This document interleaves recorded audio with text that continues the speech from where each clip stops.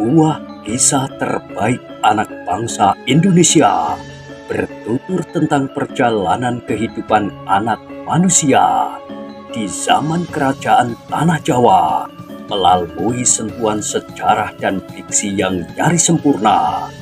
Dengan bangga kami persembahkan satu di antara karya terbaik dari Esa Mintarja yang berjudul Kisah Jejak di Balik Kabut.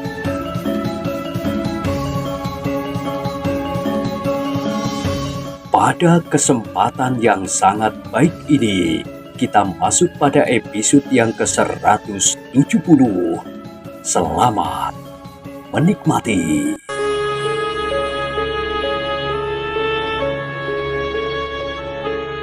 Pada episode sebelumnya telah diceritakan para cantrik yang semula menjadi budak di padepokan itu sudah mengenali semuanya itu.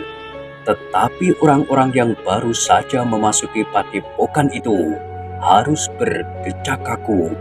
Ternyata di padepokan itu segala kebutuhan seakan-akan telah dapat dipenuhi. Bahkan di padepokan itu terdapat juga para cantrik yang pandai membuat kerajinan bambu, kayu dan besi. Ada beberapa perapian pandi besi terdapat di sudut padepokan. Sebuah barak yang panjang untuk mengerjakan pekerjaan kayu dan bambu. Di satu sisi, aku menaruh hormat kepada Ki Gede Lenglengan, berkata Ki Ajar Permati. Tetapi di sisi lain, Ki Gede Lenglengan adalah orang yang terkutuk. Kebengisannya yang tidak terkendali, nafsunya yang melonjak-lonjak di dadanya, serta mimpinya yang buruk, membuatnya menjadi orang yang tidak terkendali. Para cantriknya dan para prajurit mendengarkannya dengan sungguh-sungguh. Sementara itu Ki Ajar Permati pun berkata selanjutnya, "Sekarang kitalah yang tinggal di sini, yang kita anggap baik akan kita pertahankan, bahkan jika mungkin kita tingkatkan. Daerah ini bukan lagi daerah tertutup. Karena itu, maka hubungan kita dengan dunia luar akan berjalan lebih mantap."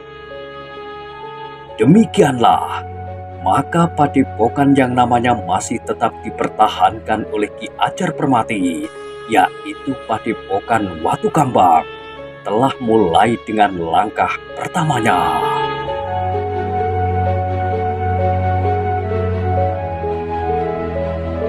Sementara itu, maka Pangeran Benowo dan Paksi Pamegas pun telah menemui Ki Ajar Permati serta Ki Lurah Wiropranoto.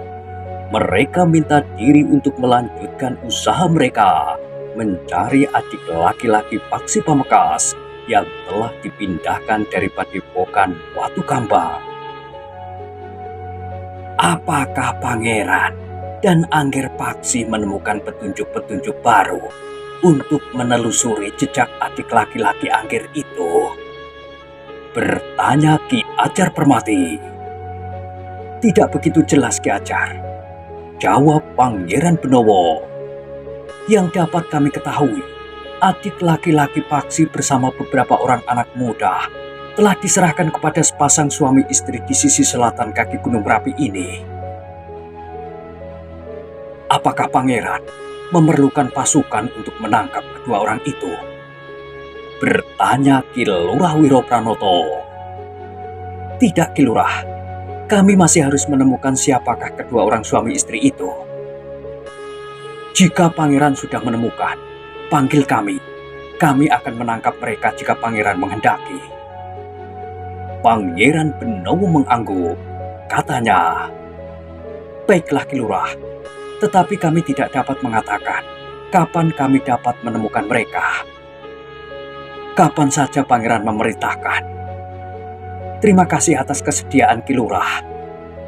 Sementara itu, Ki Ajar Permati pun berkata, "Pangeran dan Angger Paksi harus berhati-hati.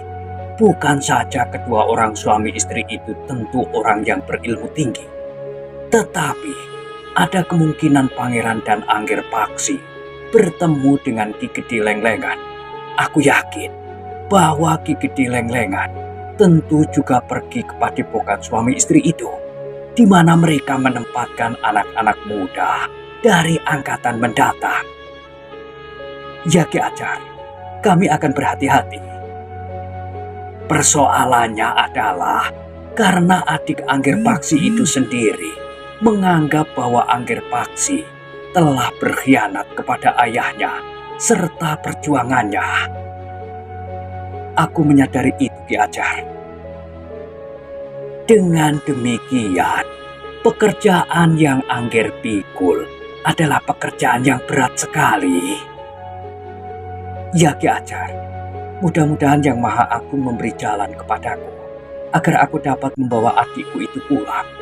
Ibu tentu akan merasa gembira sekali. Ki Ajar Permati menarik nafas dalam-dalam.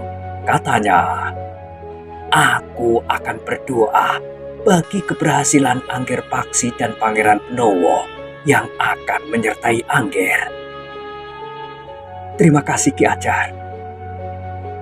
Kapan Pangeran Benowo dan Angger Paksi akan berangkat? Besok pagi-pagi Ki Ajar. Baiklah, namun ada yang ingin aku peringatkan kepada Pangeran Benowo. Tentang apa Ki Ajar? Jangan pernah mengenakan cincin kerajaan itu di sepanjang perjalanan. Pangeran Benowo tersenyum. Katanya, baiklah Ki Ajar, aku mengerti. Pangeran akan dapat terlibat dalam persoalan yang lain yang sama sekali tidak Pangeran duga sebelumnya. Terima kasih atas peringatan itu Ki Ajar. Aku akan menyembunyikan cincin itu agar aku tidak terjerat dalam persoalan baru. Malam menjelang kepergian Pangeran Benowo dan Paksi Pamekasan, keduanya telah menyempatkan diri menemui para penghuni baru padepokan Watu Kambang itu untuk meminta diri, juga kepada para prajurit yang berada di padepokan itu.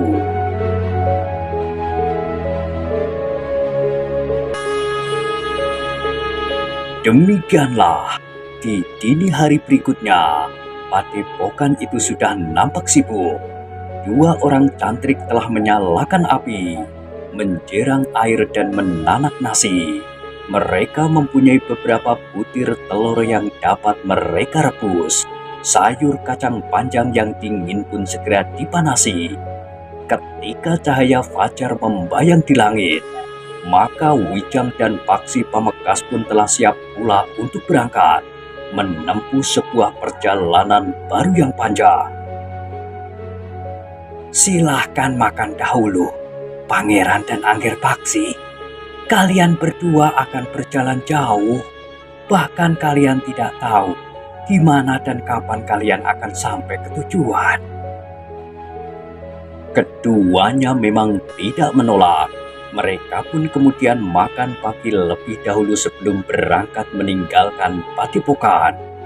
Baru ketika langit menjadi semakin terang, menjelang matahari terbit, keduanya sekali lagi minta diri kepada penghuni padepokan itu, serta para prajurit untuk meninggalkan padepokan Watu Kambang.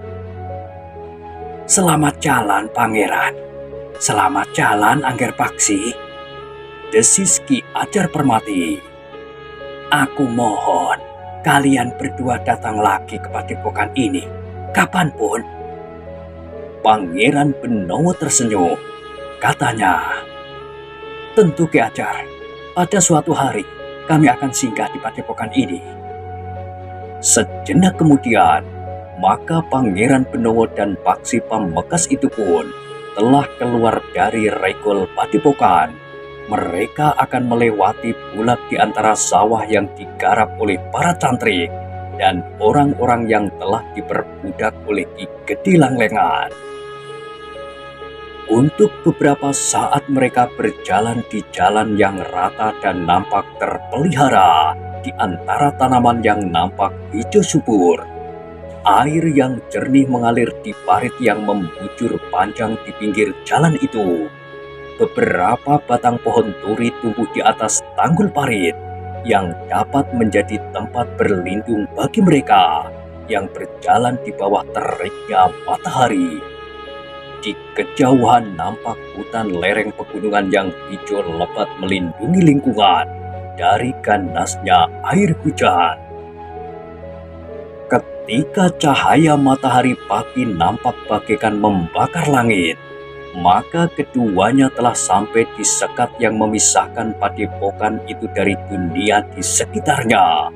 Namun sekat itu seakan-akan sudah runtuh pada saat pasukan Pajang memasuki padepokan yang tertutup itu. Padepokan yang ternyata menjadi bagian dari landasan kekuatan Haryo Wisoko, justru untuk jangka yang panjang.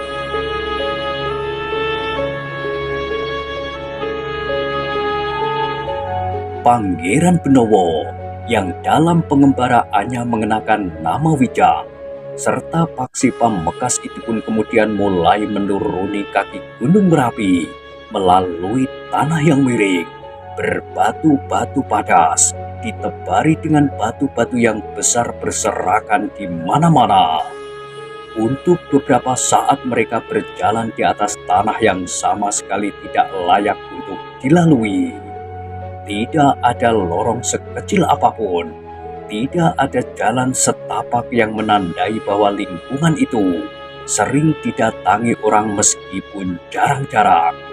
Namun agaknya dalam waktu dekat, maka di atas tanah yang berbatu-batu padas di sela-sela batu-batu raksasa itu akan menjelujur jalan setapak menuju ke padepokan Watu Kambang.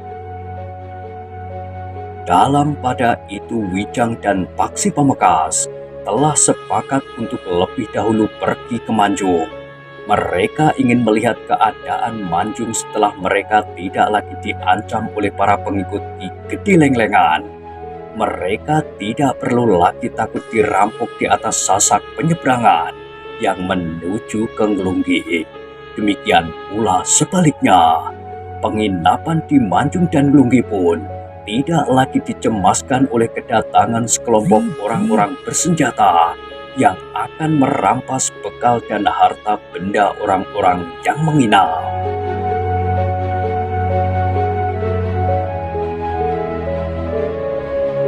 Kedatangan Wijang dan Paksi Pamekasan di penginapan di Manjung itu disambut dengan ramah sekali oleh pemilik penginapan itu.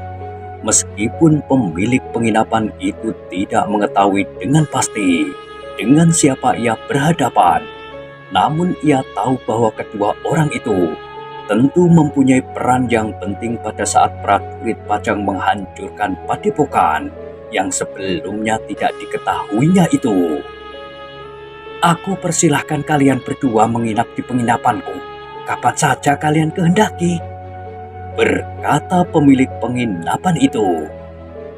Terima kasih, sahut Wijang, namun yang kemudian berkata, kami tidak akan menginap, kami datang untuk memberikan peringatan. Peringatan? Orang itu mengerutkan dahinya. Mungkin keadaan sudah menjadi jauh lebih baik sekarang.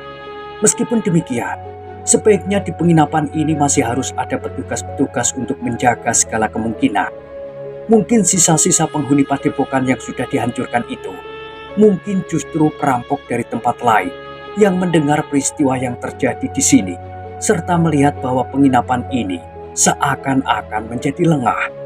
Dengan sedikit perhitungan, mereka dapat memanfaatkan keadaan yang berkembang di daerah ini. Pemilik penginapan itu mengangguk-angguk sambil berkata, terima kasih atas peringatan ini. Aku akan memanggil orang-orangku yang dahulu. Mungkin mereka tidak lagi dibayangi ketakutan sekarang ini untuk menghadapi gerombolan perampok yang lain, yang tentu tidak akan sekuat para penghuni padepokan itu. Orang-orangku itu akan dapat mengatasinya. Tolong sampaikan pesan ini juga kepada pemilik penginapan di Nglunggi. agar orang-orang yang menginap di sana menjadi lebih tenang. Namun Wijang dan Paksi Pamekasan tidak terlalu lama berada di rumah pemilik penginapan itu. Meskipun pemilik penginapan itu mencoba menahannya, namun keduanya terpaksa meninggalkan penginapan itu karena mereka sudah berniat untuk mulai dengan perjalanan mereka menuju di sisi selatan kaki Gunung Merapi.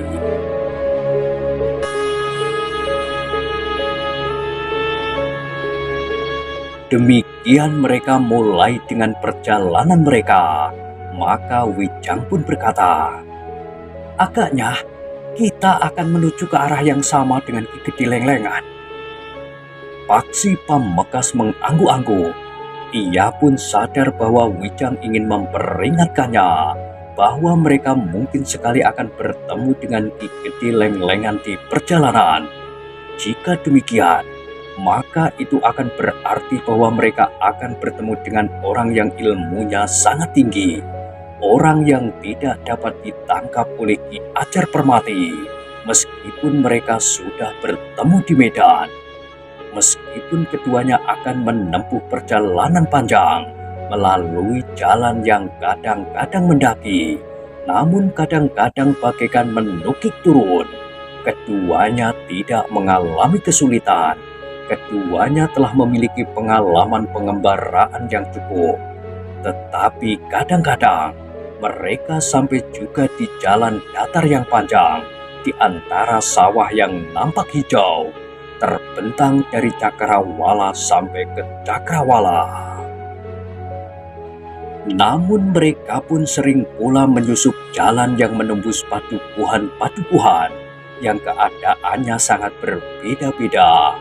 Kadang-kadang mereka berjalan di padukuhan yang nampak cerah, bersih dan dihuni oleh orang-orang yang tataran hidupnya cukup baik. Namun mereka juga melewati padukuhan-padukuhan yang nampak muram. Di sebelah menyebelah jalan nampak rumah yang sederhana, meskipun halamannya cukup luas.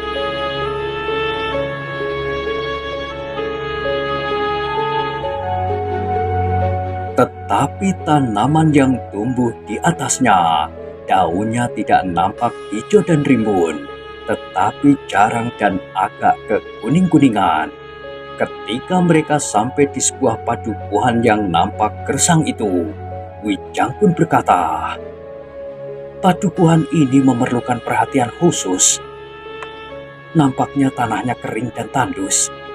"Iya, tetapi aku juga tidak melihat jalur-jalur parit di sekitar padukuhan ini." Paksi Pamekasan mengerutkan dahinya, sementara Wijang pun berkata, "Sebenarnya lingkungan ini cukup basah. Jika saja dibuat parit, maka air akan mengalir dari lereng. Agaknya tidak ada orang yang mengarahkannya, atau orang-orang padukuhan ini memang orang-orang malas." Belum lagi 20 langkah, Wijang dan Paksi Pamekasan itu melihat 3 orang laki-laki yang masih terhitung muda, duduk-duduk sambil memeluk lutut di mulut sebuah lorong. Paksi Pamekasan menarik nafas dalam-dalam. Katanya, "Itulah agaknya yang mereka lakukan sehari-hari. Tentu bukan hanya 3 orang itu, tetapi masih banyak yang lain yang kerjanya hanyalah duduk-duduk sambil memeluk lutut." Wijang mengangguk-angguk. Katanya, "Rasa-rasanya hati ini tergelitik untuk berbicara dengan mereka. Jika saja aku bukan putra Ayahanda Sultan, aku dapat menutup mata melihat keadaan seperti ini."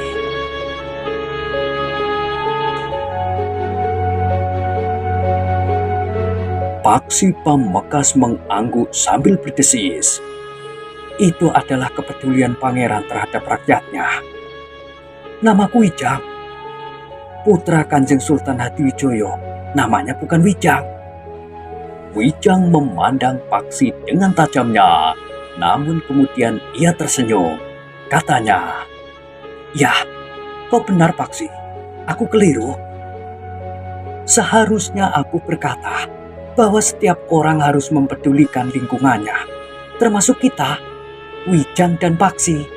Kita tidak dapat membiarkan mereka tertinggal dalam kehidupan mereka yang apa adanya, tanpa berusaha untuk dapat meningkatkannya. Paksi Pamungkas pun tertawa pendek. Dengan nada berat ia pun berkata, apakah kita akan melakukannya sekarang? Apa salahnya? Kita akan berbicara dengan mereka. Jika mereka mau mendengarkan, syukurlah. Jika tidak, bukankah kita tidak kehilangan apa-apa? Kita akan berbicara dengan ketiga orang itu. Tidak, kita akan berbicara dengan Ki Bekel. Jika demikian, maka kita akan mencari rumah Ki Bekel. Wijang mengangguk-angguk. Beberapa puluh langkah lagi, keduanya tertegun.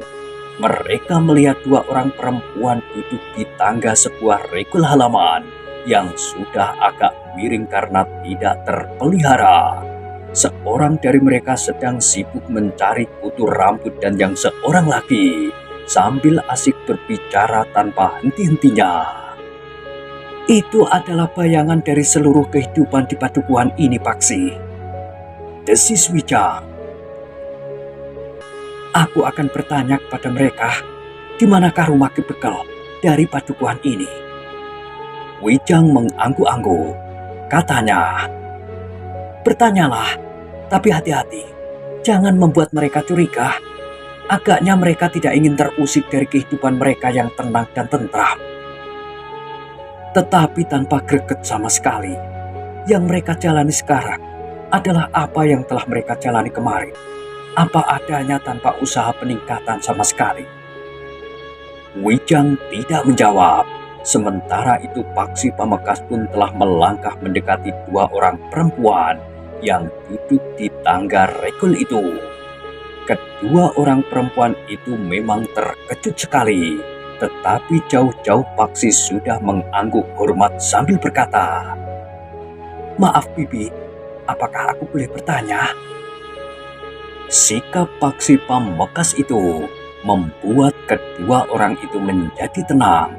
Seorang di antara mereka segera bangkit berdiri dan bertanya, ada apa anak muda? Bibi, di manakah rumah Ki Bekel padukuhan ini? Ki Bekel? Apakah kau akan menemui Ki Bekel? Iya, Bibi. Untuk apa? Sekedar memperkenalkan diri. Perempuan itu memandang Paksi Pamungkas dari ujung kakinya sampai ke kepalanya. Dengan nada tinggi perempuan itu masih saja bertanya, untuk apa kau memperkenalkan diri? Tidak apa-apa, Bibi. Kedua orang perempuan itu saling berpandangan. Yang seorang yang juga telah bangkit berdiri bertanya, siapakah kalian? Namaku Paksi, Bibi. Itu kakakku. Namanya Wijang. Perempuan itu mengangguk-angguk. Katanya, kau dapat sampai ke rumah Ki Bekel lewat lorong sebelah, atau kau dapat berjalan melingkar mengikuti jalan induk ini. Kau akan sampai di Banjar. Kemudian, dua rumah dari Banjar adalah rumah Ki Bekel. Terima kasih, Bibi. Kedua orang perempuan itu tidak menjawab, namun mereka agaknya tertarik pada kehadiran dua orang anak muda yang belum pernah mereka kenal. Sejenak kemudian, maka Wijang dan Paksi Pamungkas pun memilih menyusuri jalan induk itu meskipun harus melingkar. Jika mereka memilih lorong sebelah, maka ada 3 orang laki-laki yang duduk memeluk lutut di mulut lorong itu.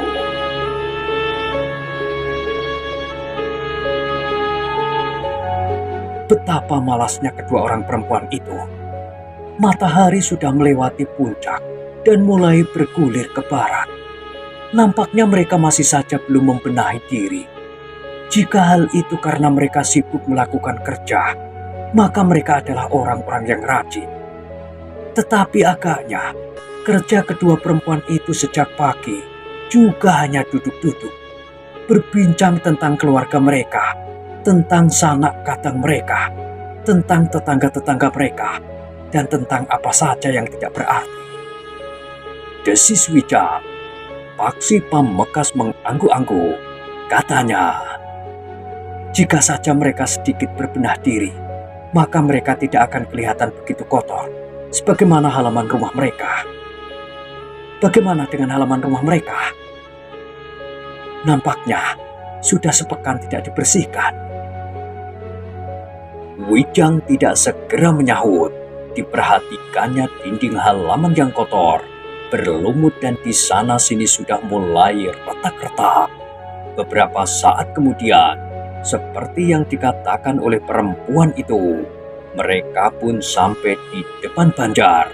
Banjar itu nampak sepi dan juga kurang terpelihara.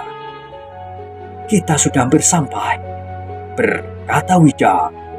Paksi Pamekasan mengerutkan dahinya. Katanya, tidak banyak anak di sini. Aku baru melihat 2 orang anak yang berlari-larian di halaman. Iya, sahut Wijang. Tetapi mungkin anak-anak itu sedang menggembala kambing atau sedang merumput di pategalan. Paksi Pamekasan tidak sempat menyahut. Mereka sudah sampai di pintu regol halaman sebuah rumah yang nampaknya lebih besar dari rumah-rumah di sekitarnya, lebih terawat, dan halamannya yang luas itu juga nampak lebih bersih.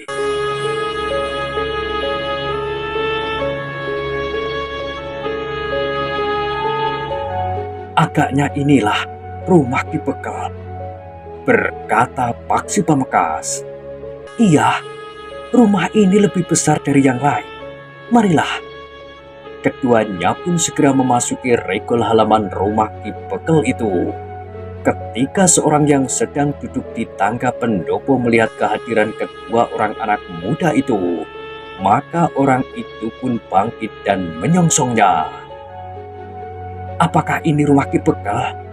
Bertanya Wijang. Iya, rumah ini adalah rumah Ki Bekel, jawab orang itu. Apakah aku dapat menemuinya? Untuk apa? Ada sedikit pesan bagi Ki Bekel. Orang itu termangu-mangu sejenak, namun kemudian ia pun menjawab. Ki Bekel masih tidur. Tadi juga ada seorang yang mencarinya, tetapi orang dari padukuhan ini saja. Masih tidur? Maksudmu sejak pagi Ki Bekel belum bangun? Belum, Kisanak. Semalam Ki Bekel berada di rumah tetangga sebelah yang melahirkan anaknya yang pertama, ikut berjaga-jaga dan membaca tembang. Semalam suntuk? Tidak. Menjelang tengah malam Ki Bekel baru pulang. Menjelang tengah malam? Iya. Lalu tidur sampai sekarang? Iya. Bagaimana dengan kebiasaan Ki Bekel di hari-hari lain? Jika Ki Bekel tidak berjaga-jaga di tempat orang yang sedang melahirkan atau mengunjungi perhelatan? Ki Bekel tidak terlalu sering tidur terlalu malam. Kalau bangun, biasanya Ki Bekel bangun lebih pagi. Pada saat matahari sepenggalah, Ki Bekel tentu sudah bangun. Sampai matahari sepenggalah? Iya, kenapa? Bukankah biasa seseorang bangun saat matahari sepenggalah? Wijang dan Paksi Pamekasan saling berpandangan sejenak. Agaknya Ki Bekel pun seorang pemalas, sehingga seluruh padukuhan seakan-akan telah menirukannya menjadi seorang pemalas pula. Kapan Ki Bekel akan bangun? Bertanya Paksi. Aku tidak tahu, Kisanak. Apakah Ki Bekel dapat dibangunkan? Tidak ada yang berani membangunkannya. Nyi Bekel pun tidak, apalagi orang lain. Jika ada masalah yang penting, yang berkepentingan harus menunggu. Jika masalah itu penting sekali, sehingga harus mendapat penanganan dengan cepat? Bukankah ada bebahu yang lain? Jadi orang yang berkepentingan harus mencari bebahu yang lain. Siapa? Menurut kepentingannya, jika persoalannya menyangkut tentang ketenangan dan tata tertib, maka itu adalah tugas Ki Jogoboyo. Mengenai persoalan-persoalan yang bersifat umum, yang menyangkut hubungan antara keluarga Padukuhan ini, adalah urusan Ki Kamituwo. Jika persoalannya menyangkut sawah dan pategalan, itu adalah urusan bebahu yang lain lagi.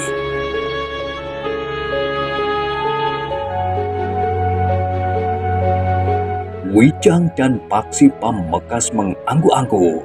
Namun Wijang pun kemudian berkata, "Kisanak, jika demikian, biarlah kami menunggu. Mungkin di Banjar atau di mana saja. Kau tidak usah pergi ke Banjar. Jika kau memang akan menunggu, tunggulah di Serambi Gandok itu." Wijang dan Paksi Pamekasan termangu-mangu sejenak. Namun kemudian Wijang pun berkata, "Baiklah, kami akan menunggu di sini." "Nah, jika kau akan menunggu, silahkan duduk di Serambi Gandok. Mungkin kau merasa lebih bebas duduk di Serambi daripada di pendopo." Wijanglah yang menjawab, "Terima kasih Kisanak, kami akan menunggu di Serambi." Keduanya pun kemudian dipersilahkan duduk di serambi itu, di atas sebuah amben bambu yang memanjang. Beberapa saat lamanya, mereka duduk di serambi sambil berbincang tentang padukuhan yang kering itu. Tetapi Ki Bekel masih juga belum menemuinya. Agaknya Ki Bekel itu masih belum bangun juga. Sementara itu, orang yang mempersilahkan mereka duduk itu pun tidak nampak lagi di pendopo.